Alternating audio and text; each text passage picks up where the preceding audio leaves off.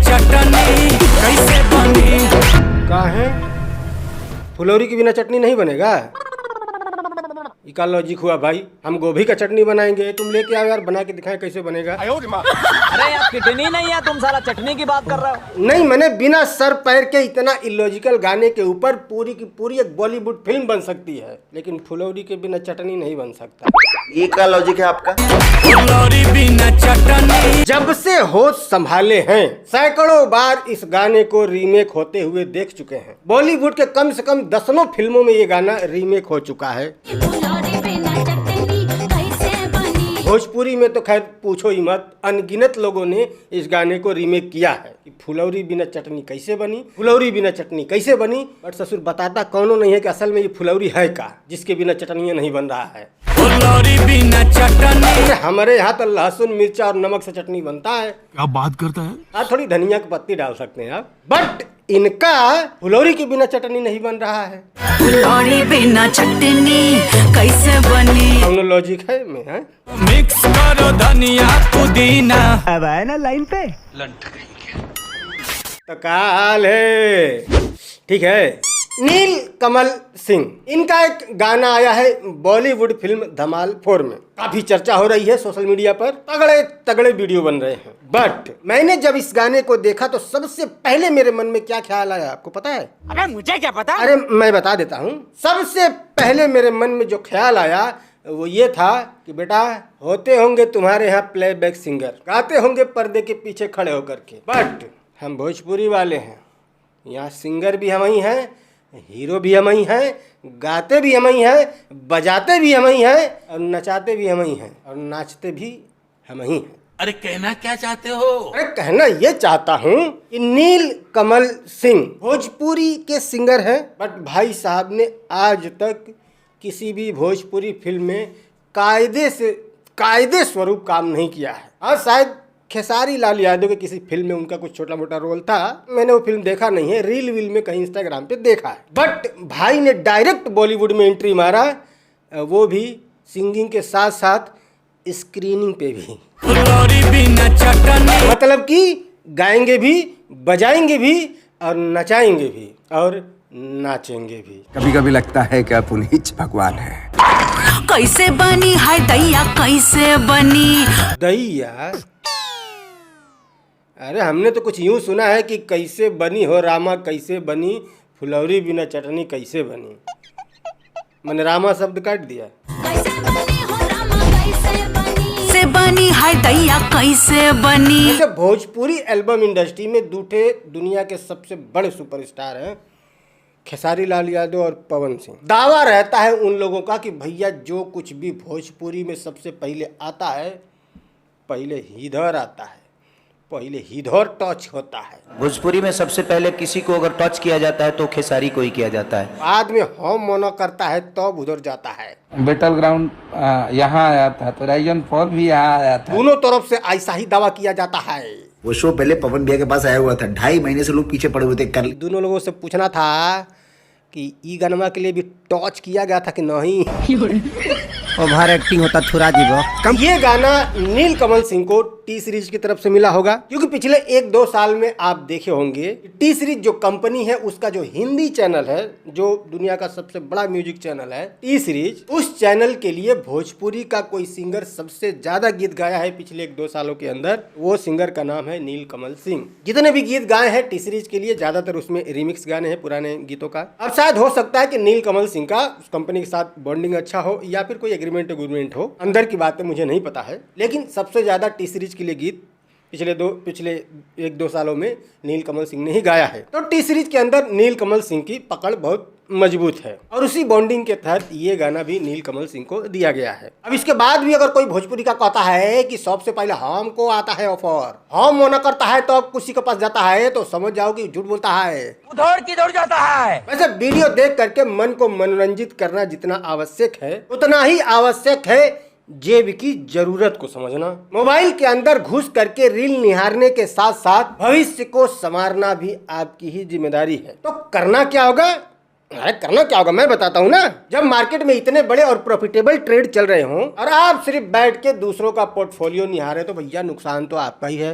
है ना। तो अगर आप भी सोच रहे हैं स्टॉक मार्केट में आसानी से इन्वेस्ट करना, मैं आपको इंट्रोड्यूस करवाना चाहता हूं मार्केट वुल्फ से। मार्केट वुल्फ एक leading SEBI registered stock broker app है जहां पर आप ट्रेडिंग की शुरुआत कर सकते हैं सिर्फ और सिर्फ 99 के लाइफ टाइम फी पर। यहां पर हजारों एक्सपर्ट हैं जो आपको फ्री में सिखाएंगे कि किस में आपको इन्वेस्ट करना है बिना किसी हिडन चार्ज के। चलिए मैं आपको दिखाता हूं कि इस ऐप को आप कैसे बहुत ही आसानी से इस्तेमाल कर सकते हैं। सबसे पहले मैं यहाँ पर पिन डाल करके लॉग इन कर लिया। इसमें जो फॉलो ट्रेंड का फीचर है वो आपको रियल टाइम में वो ट्रेड दिखाता है जो सबसे मूविंग और प्रॉफिटेबल होता है। इसका फायदा ये है कि आपको घंटों बैठ करके चार्ट देखने या समझने की जरूरत नहीं पड़ती, बिल्कुल लाइव ट्रेड सीधा आपके सामने होते हैं। यहाँ पर देखिए मैंने बस फॉलो ट्रेड पर क्लिक किया, इंस्ट्रूमेंट चार्ज और ट्रेड डिटेल्स चेक की, ट्रेड को प्लेस किया और बस मेरा ट्रेड शुरू हो गया। यहाँ बैठ करके आप अपना ट्रेड लाइव मॉनिटर कर सकते हैं। और इस ऐप की एक और खासियत है कि इसमें आप बहुत ही छोटी इन्वेस्टमेंट अमाउंट से भी ट्रेडिंग शुरू कर सकते हैं। इस ऐप में इनबिल्ट स्टॉप लॉस का फीचर है जो आपको नुकसान से बचाता है। यहाँ पर देखिए मेरा लाइव ट्रेड चल रहा है, मैंने बस स्टॉप ट्रेड पर क्लिक किया और बस 1856 का प्रॉफिट बुक हो चुका है, वो भी सिर्फ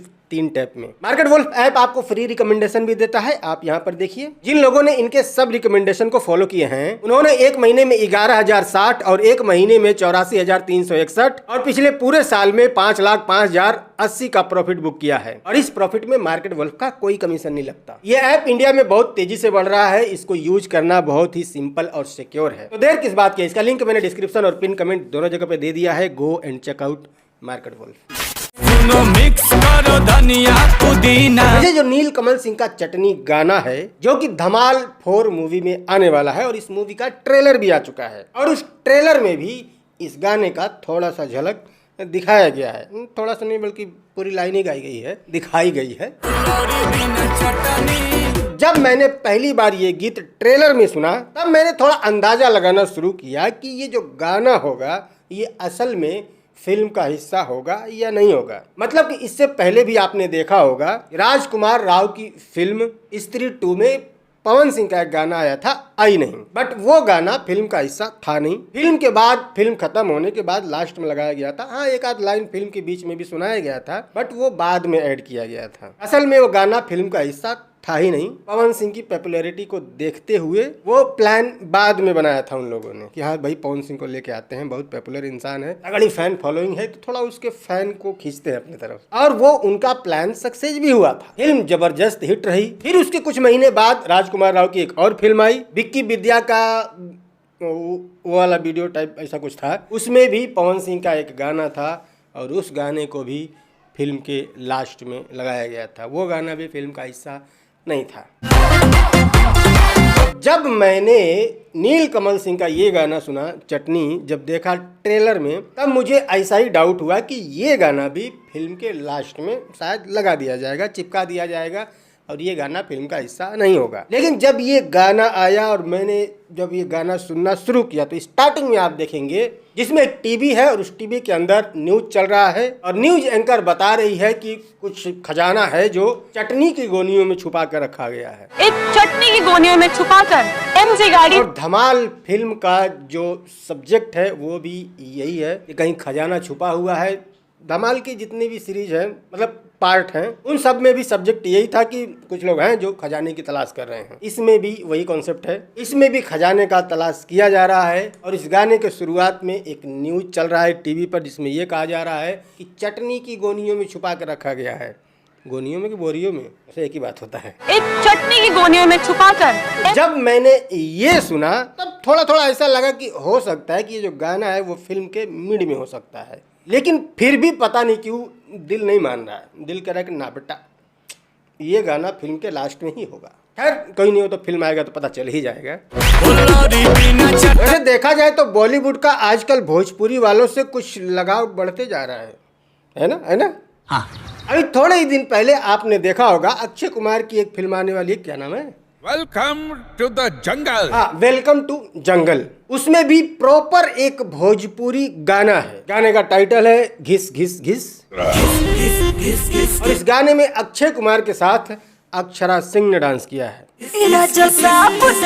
और जब ये गाना आया उसके कुछ ही दिन बाद नीलकमल सिंह का गाना आ गया धमाल 4 में।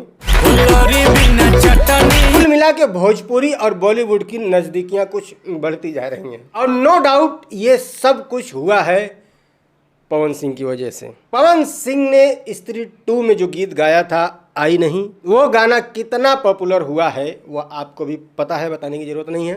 काटी रात मैंने खेतों में तू आई नहीं। कई लोगों का मानना ये भी है कि यूपी बिहार से ज्यादातर लोगों ने आई नहीं क्या नाम है फिल्म का, स्त्री 2, इस फिल्म को पवन सिंह की वजह से देखा है। कुछ लोगों का ऐसा मानना है, हालांकि मैं ये नहीं मानता, बकवास बात है। स्त्री भी सुपर हिट रही है, उसमें तो कोई पवन सिंह का गाना नहीं था, तभी तो स्त्री 2 बना ना। हाँ, गाना बढ़िया था ये मैं मानता हूँ, और उस गाने की वजह से स्त्री 2 का काफी प्रमोशन भी हुआ है, हम लोगों ने भी वीडियो बनाया है। तो बॉलीवुड में भोजपुरी से कलाकार उठा करके लाने की शुरुआत वहीं से हुई है।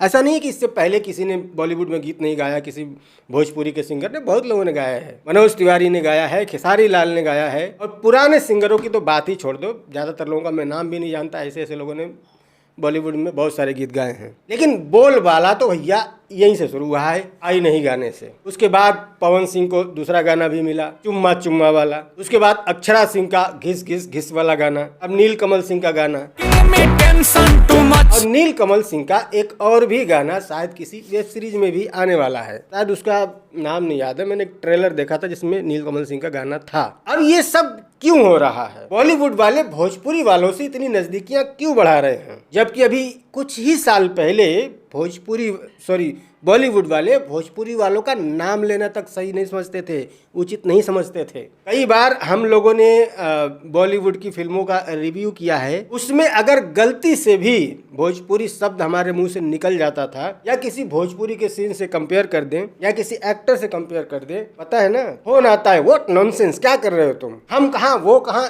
इस तरह की बातें होती थी, मालूम है। भोजपुरी से कंपेयर मत करो हमारा, नहीं तो वीडियो डिलीट करो। और आज वही बॉलीवुड भोजपुरी वालों को लेकर के अपनी फिल्मों में काम दे रहा है। ऐसे बने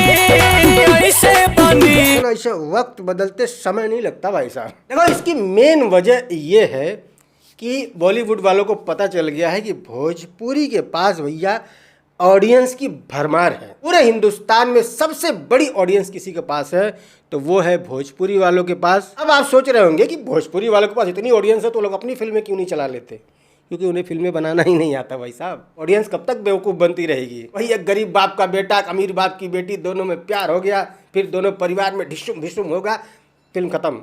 यही एक कंटेंट कितने साल तक दिखाओगे और लोग कितने साल तक देखेंगे? इस वजह से इनकी फिल्में वो ऑडियंस नहीं देखती। 99% ये लोग इसी टाइप की फिल्में बनाते हैं। कोई 1-8% फिल्में ये लोग कुछ से कुछ हटके बनाएंगे ना, वो भी कॉपी होगा कहीं से न कहीं से उठा के इन लोगों ने। और ये लोग बनाते भी उसी स्टाइल में है, 90 के ज़माने के हिसाब से। वही टेक्नोलॉजी है अभी इन लोगों के पास, और इसकी वजह शायद बजट भी है। कोई बजट लगाना भी नहीं चाहता, क्योंकि भाई कौन ही है ये लोग, क्या ही कर लेंगे। बजट लगाने वालों को भी पता है, तो कोई इतना भारी भरकम बजट खर्चा भी नहीं करना चाहता। तो वही 90 के ज़माने के हिसाब से फिल्में बनती है, या अडिशुम या अभिशुम, वही वाली। और इसीलिए भी शायद भोजपुरी के बहुत सारे लोग कोशिश कर रहे हैं दूसरी इंडस्ट्री में पैर आजमाने की, क्योंकि वहाँ तो भैया कुछ हो नहीं रहा। चलो, जो सिंगर है वो तो अपना गीत वीत गा करके अपना काम चला लेंगे, जो सिंगर नहीं है वो क्या करेंगे? तो कुल मिला के पूरी की पूरी इंडस्ट्री कोशिश कर रही है कि दूसरी इंडस्ट्री में ही कहीं कुछ रोजी रोटी का इंतजाम हो जाए, क्योंकि यहाँ कुछ हो नहीं रहा है। तो कुछ इन लोगों की कोशिश है और कुछ उन लोगों की ज़रूरतें हैं, और जब कोशिश और ज़रूरत एक जगह पर टकराती है तो कुछ न कुछ ज़रूर बनता है। तो वही बन रहा है बॉलीवुड में आजकल, और आगे और भी बनेगा अगर इन कोशिशों ने बढ़िया प्रदर्शन किया तो। हालांकि ये जो नील कमल सिंह का गाना है चटनी, इसमें सिर्फ मुखड़ा ही कॉपी किया गया है, बाकी इन लोगों ने खुद ही लिखा है। धीरज बबुआन इन्होंने इस गाने को लिखा है, नील कमल सिंह और ममता शर्मा ने इस गीत को गाया है। धमाल 4 फिल्म का ये गीत है। इस गाने की सबसे बड़ी बात ये है कि इस गाने के जो सिंगर है नील कमल सिंह, इनको भी इसमें रोल करने के लिए दिया गया है। अब ये सिर्फ गाने में ही है या फिल्म में भी कुछ इनका होगा? फिल्म का तो मुझे नहीं पता, गाने में तो है, फिल्म में होगा कुछ तो और भी बढ़िया होगा। बाकी गाना बढ़िया है, एंजॉय करो। वीडियो पसंद आया होगा तो लाइक कर लेना, पसंद नहीं आया तो डिसलाइक भी कर सकते हो। कोई बातचीत करनी है, डिस्क्रिप्शन में मेरे इंस्टाग्राम का लिंक मिल जाएगा। आओ मैसेज करो। और एक बात और कि एंटरटेनमेंट के साथ साथ खुश रहना जितना जरूरी है उतना ही जरूरी है अपने फाइनेंशियल फ्यूचर के लिए सही डिसीजन लेना। एंटरटेनमेंट के साथ साथ अगर हमारा पोर्टफोलियो भी ग्रो करे तो इससे बढ़िया बात और क्या हो सकता है। तो इसी ग्रोथ के लिए मार्केट वुल्फ आपका एक बहुत बढ़िया पार्टनर हो सकता है। इस ऐप के 2 मिलियन प्लस डाउनलोड ऑलरेडी हो चुके हैं, तो आप भी इसको डाउनलोड करो। इसका लिंक मैंने डिस्क्रिप्शन और पिन कमेंट दोनों जगह पे दिया हुआ है। फटाक से जाइए और डाउनलोड कीजिए। मिलते हैं अगली वीडियो में, बाय।